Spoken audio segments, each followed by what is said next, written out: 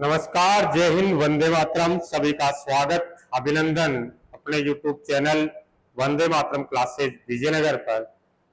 हम पढ़ रहे हैं राजस्थान विजय पथ, हर सवाल के साथ सफलता की ओर सीरीज में, विजय पथ सीरीज में, विजय पथ पर चलते हुए विजय की ओर। और इस सीरीज में हम कंप्लीट कर रहे हैं राजस्थान की प्रमुख प्रथाएं, इसमें प्रतिदिन हम एक टॉपिक लेकर के उसको एमसीक्यू के माध्यम से कंप्लीट करेंगे। और ये class first grade, second grade, third grade, LDC, constable, driver, conductor, fourth grade, rate, सीटी, बीएसटीसी, पटवारी, वनपाल, वन रक्षक सहित सभी परीक्षाओं के लिए उपयोगी साबित होगी। तो इस क्लास में हम राजस्थान की प्रथाओं से लेकर के और प्रथाओं जो कुप्रथाएं थी उसको रोकने से संबंधित जो प्रयास किया गया, उनसे जितने भी प्रश्न बन सकते हैं, पूछे जा सकते हैं, उसको इसमें शामिल किया गया है। तो आप इन सभी प्रश्नों को अच्छे से समझना और इन प्रश्नों को आप देखने के बाद आपको यह टॉपिक बहुत इजी लगेगा और परीक्षाओं में किस प्रकार से प्रश्न पूछे जाते हैं वो भी यहां से आपके क्लियर होगा। चलिए स्टार्ट करें। हम वीडियो को लाइक करना है, चैनल को सब्सक्राइब करना है और कमेंट करके बताना है कि और किस टॉपिक के प्रश्न पहले लाया जाए। पहला जो हमारा प्रश्न है, राजस्थान में सती प्रथा को सर्वप्रथम अवैध घोषित करने वाली रियासत कौन सी थी? कोटा, जयपुर, बूंदी या फिर जोधपुर? कल भी हमने देखा था, तो आज इसको वापस लाया गया ताकि इस टॉपिक के सारे डाउट आपके क्लियर हो जाए और इसके आंसर आपको आने लग जाए। तो इसका आंसर क्या है? सती प्रथा को सबसे पहले राजस्थान में जो अवैध घोषित किया वो थी बूंदी रियासत। कौन सी रियासत?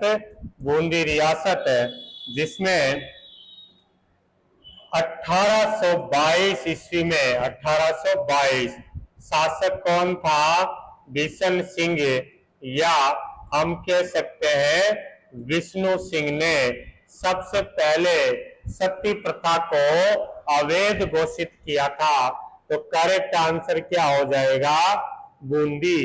बूंदी हमारा यहाँ पर आंसर होगा। चलिए नेक्स्ट दूसरा प्रश्न देखते हैं। राजस्थान में सती प्रथा का सबसे प्राचीनतम साक्ष्य कहां से प्राप्त हुआ है? एरन अभिलेख, गटियाला शिलालेख, जोधपुर शिलालेख और उदयपुर शिलालेख। देखो राजस्थान में पूछा है, तो राजस्थान में सती प्रथा का सबसे प्राचीन जो साक्ष्य मिलते हैं वो कहां से मिले हैं? तो वो रहेगा हमारा गटियाला शिलालेख। गटियाला शिलालेख। और गटियाला शिलालेख कहां पड़ता है? तो सर ये जोधपुर में पड़ता है। 861 ईस्वी का, 861 ईस्वी का है और जिसमें प्रतिहार शासक, प्रतिहार सेनापति, प्रतिहार सेनापति राणुका की पत्नी, राणुका की पत्नी संपत कंवर, ईस्वी भी नहीं है यहाँ पर, क्या कर देना विक्रम संवत 861 विक्रम संवत का है। संपत कंवर सती हुई थी, ये सती हुई थी। तो करेक्ट आंसर क्या रहेगा हमारा? गटियाला शिलालेख। बढ़े आगे, तीसरे प्रश्न पर चलते हैं। तीसरा प्रश्न क्या कह रहा है?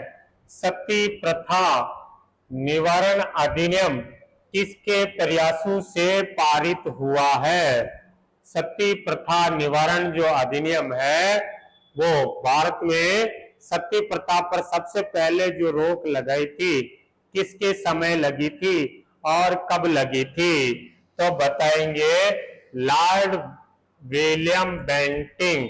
लॉर्ड विलियम बेंटिंग ये गवर्नर थे और इन्होंने 1829 में सबसे पहले सती प्रथा पर रोक लगाई थी।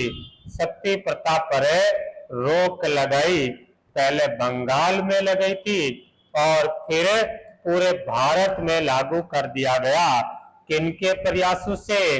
राजा राम मोहन राय के प्रयासों से।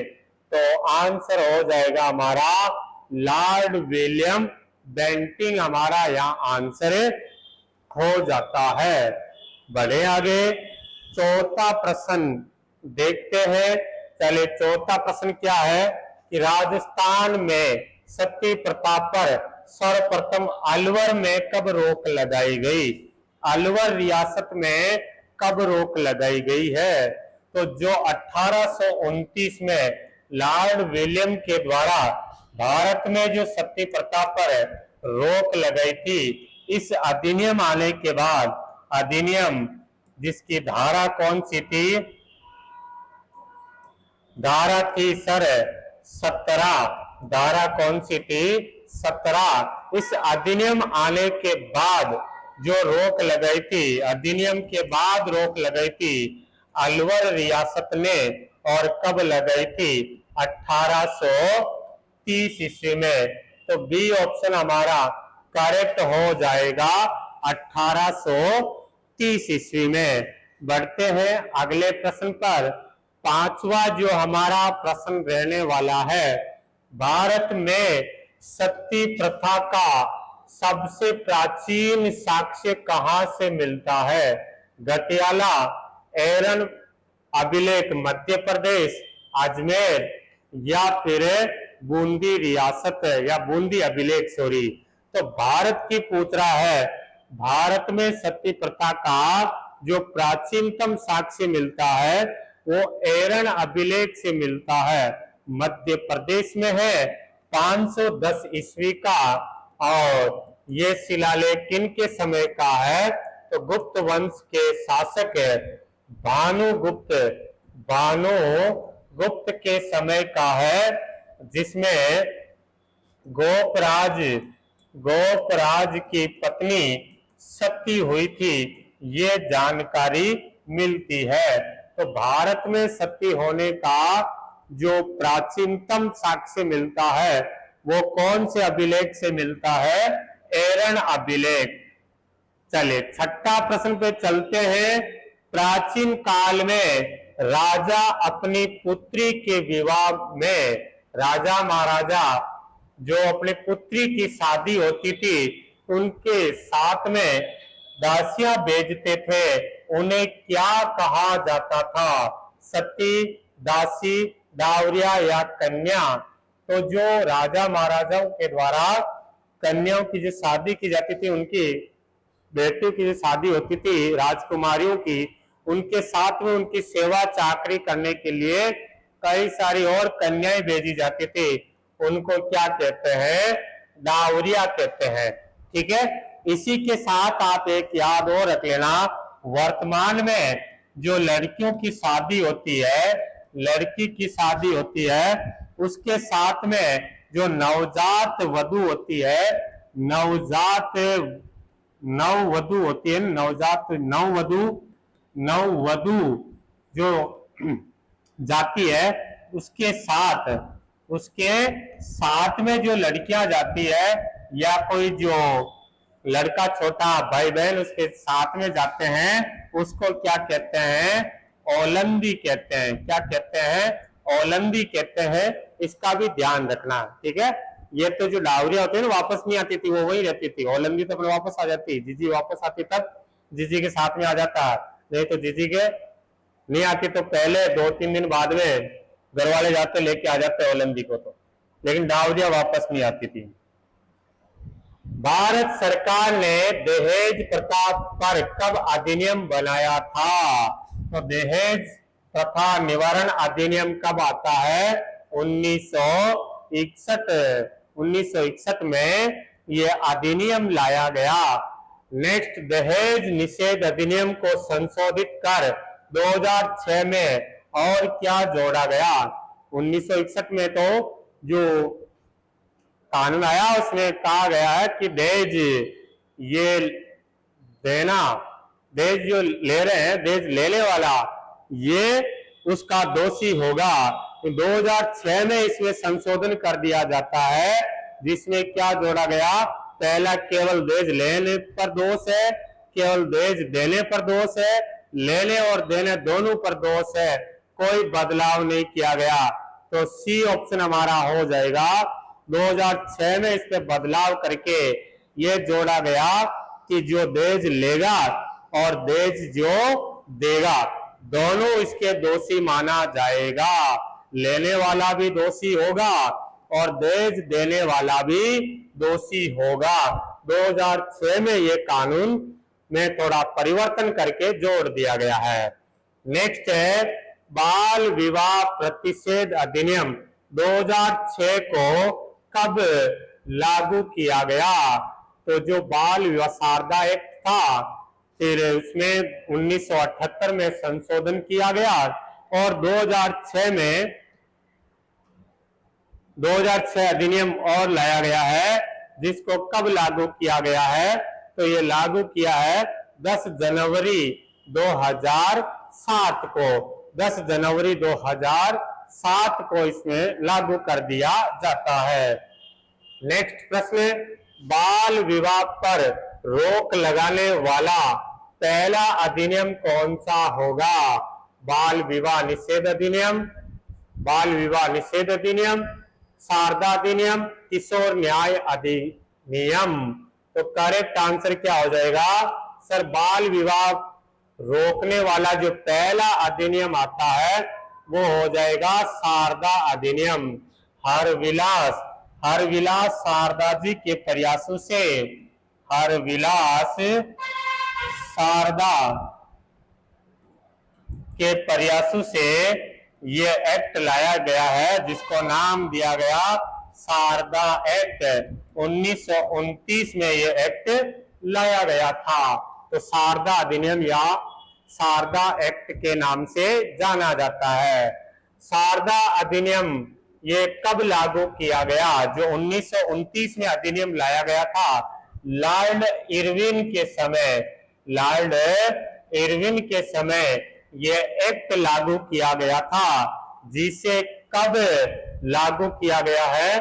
तो ये 1 अप्रैल 1930 को लागू कर दिया गया था, जिसमें बॉयज की उम्र कितनी रखी गई थी? 18 वर्ष, और गर्ल्स की कितनी उम्र रखी थी? 14 वर्ष उम्र रखी गई थी।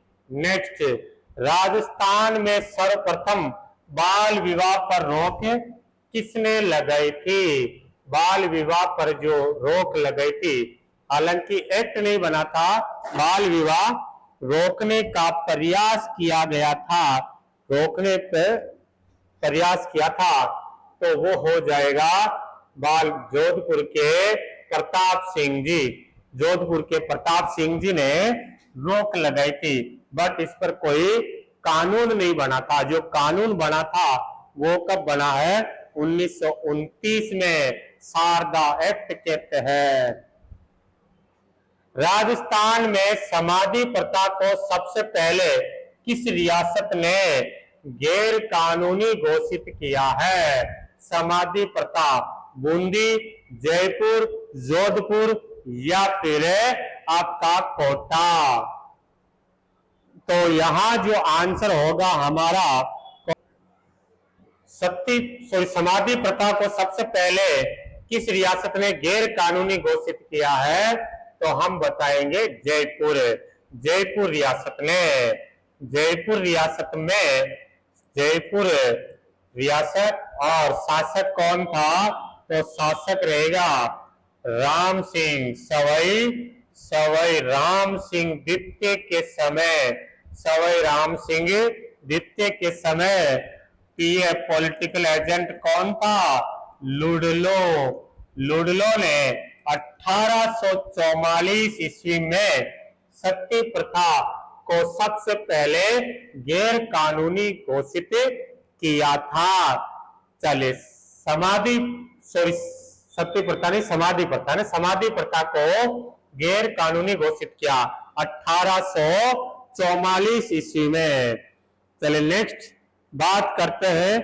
अगला प्रश्न है समाधि प्रथा पर पूर्ण प्रतिबंध कब लगा है? तो 1844 हो जाएगा। और डाकन प्रथा मुख्य रूप से किस समुदाय में पाई जाती थी? ये प्रथा जो है किसमें पाई जाती थी? डाकन प्रथा।